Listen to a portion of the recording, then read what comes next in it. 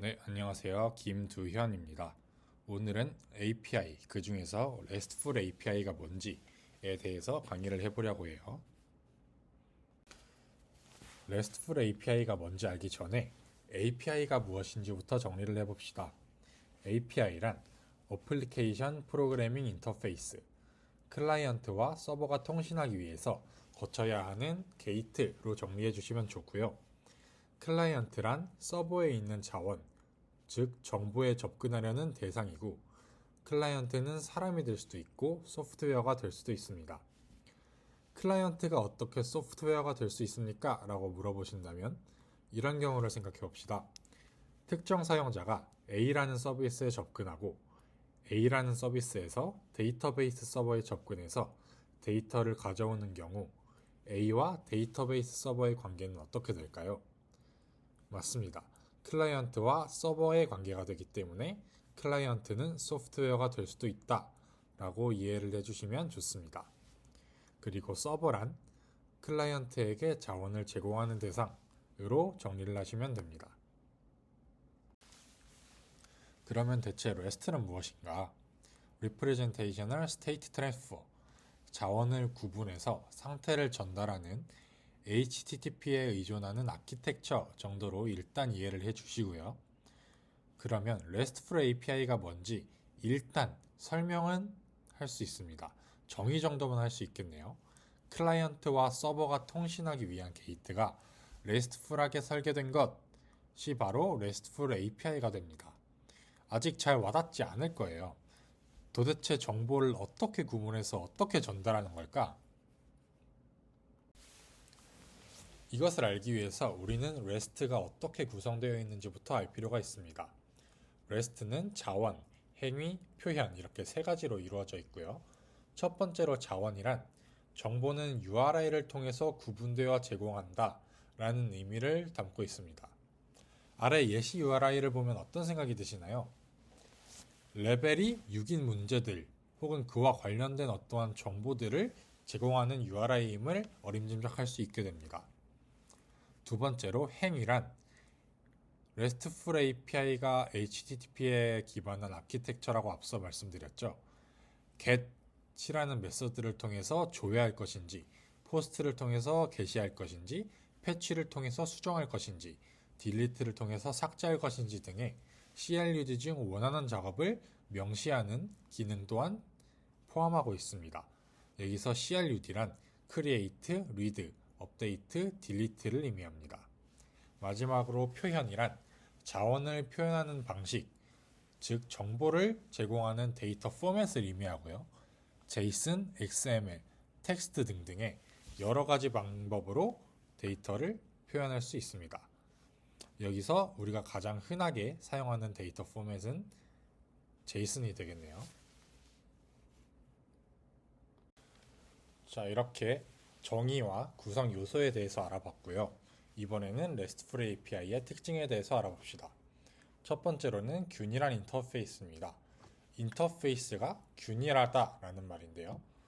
즉, 클라이언트가 서버에 정보를 요청할 때는 항상 균일하게 URI를 통해서만 이루어진다라는 특징입니다. 두 번째로는 계층 구조입니다. 요청을 수신하고 응답을 반환하기까지의 과정에서 여러 중간 계층이 존재할 수 있다라는 것을 의미하고요. 예를 들어서 보안, 서비스 로직, 프록시 서버 등의 여러 중간 계층이 존재할 수 있음을 의미합니다. 스프링의 경우에서 예시를 덧붙이면 요청을 수신했을 때 스프링 시큐리티를 통해서 인증 및 인가를 처리하고 서비스 레이어에서 서비스 로직을 수행하고 레디스에 추가 데이터베이스 서버를 설치함으로써 캐싱 서버를 중간에 둘 수 있음을 의미합니다. 마지막으로는 HTTP에 기반한다. 즉, 스테이트리스, 무상태성, 상태를 저장하지 않는 특징을 가지며 말을 왜 이렇게 많이 들죠? 캐시어블하다, 어떤 정보를 캐시할 수 있다라는 특징을 가지고 있습니다. 이러한 특징들로부터 갖게 되는 이점들이 있습니다. 간단하게 두 가지 장점에 대해서만 알아볼 건데요. 첫 번째로는 낮은 부하입니다.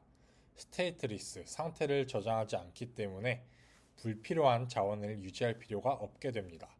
그리고 캐시어블, 정보를 캐싱할 수 있게 되기 때문에 더욱 빠른 속도로 클라이언트에게 자원을 제공할 수 있게 됩니다. 이것은 RESTful API가 HTTP라는 프로토콜을 더욱 용이하게 사용하기 위해서 설계된 것이기 때문에 같은 특징을 갖게 되는 이유라고 할 수 있고요. 그래서 낮은 부하가 첫 번째 장점이 됩니다. 두 번째로는 유연성인데요. 앞서 말씀드렸다시피 계층 구조를 갖기 때문에 서비스의 확장과 보안 설계가 매우 자유롭다. 여러 중간 계층을 자유롭게 설계할 수 있다라는 장점을 유연성이라는 키워드로 정리해 드렸습니다. 그렇지만 완벽할 수는 없죠. 몇 가지 단점에 대해서도 간단하게 알아보겠습니다. 첫 번째로는 HTTP에 너무 강하게 의존한다는 점인데요. HTTP 외에 다른 프로토콜에서의 개발이 가능은 하지만 많이 껄끄럽고 까다로운 부분이 많이 존재한다고 합니다. 이것이 첫 번째 단점이 되겠고요.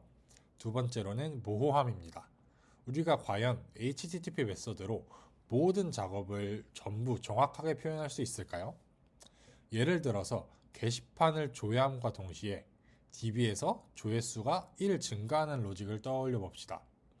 이것은 게시일까요? 혹은 포스트일까요? 혹은 패치일까요? 나는 분명히 조회도 했고 DB상에서 무언가를 업데이트 시키기도 했습니다. 그렇지만 HTTP 메소드에 get and post 혹은 get and patch라는 이름을 가진 메소드는 없기 때문에 모든 작업을 메소드로 표현하기에는 한계가 있다, 모호한 부분이 있다라는 것이 두 번째 단점이 되겠습니다. 마지막으로는 가장 치명적인 단점인 표준이 존재하지 않는다라는 것이 되겠는데요. 모든 작업을 get과 post로 표현이 가능하다는 점 알고 계신가요? post로 게시도 할 수 있고 수정도 할 수 있고 삭제도 가능합니다. 그렇지만 이것은 결코 RESTful하지 못한 설계가 되고 우리는 이러한 점을 어떻게 해결해 가야 하나라고 묻는다면 표준이 없기 때문에 그만큼 같이 작업하는 팀원끼리의 팀 컨벤션, 팀끼리의 약속을 더욱 중요시하는 자세를 키울 필요가 있다고 봅니다. 지금까지 RESTful API에 대해서 쭉 알아봤습니다. 그렇다면 RESTful하지 않은 API, SOAP라는 것과 한번 비교를 해볼 건데요. SOAP란 무엇이냐? Simple Object Access 프로토콜입니다. 즉, 아키텍처가 아닌 그 자체로서 하나의 프로토콜이기 때문에 더욱더 많은 제약 조건을 가지고 있다라고 이해를 하시면 됩니다.